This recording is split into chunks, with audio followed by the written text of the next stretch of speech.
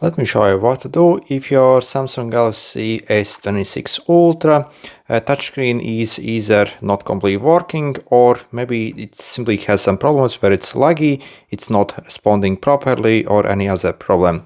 So the first thing I suggest to do is do a simple force restart on this phone. That will actually clear most of the problems. So simply hold your power plus volume down at the same time for roughly maybe like 10 seconds till it shuts down. So power plus volume down. And as you see, basically it shut down, and also it's going to check if everything is okay with this phone, reset all the adapters. Also, yeah, if anything is wrong with it, if it can, it will also try to revive.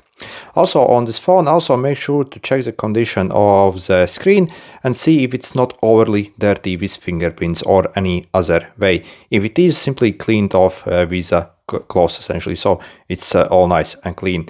Also, perhaps if you have some kind of screen protector applied, also for example if the screen protector has some kind of chip in it, then that also often creates a problem. So I suggest to actually remove that screen protector and use it without, or get another screen protector.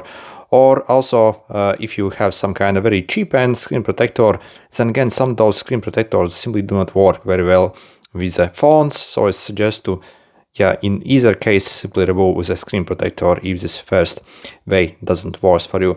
Also, for example, if you keep your phone in a case, so I do not have case for this yet, but if you do, also I suggest to remove the case from the phone as well, because the case sometimes can actually touch the screen in some weird way and make the phone basically think someone is touching there, and again the screen that way also sometimes basically doesn't respond properly. Or maybe check if maybe there's something stuck between the case and the screen edge, that also sometimes causes problems.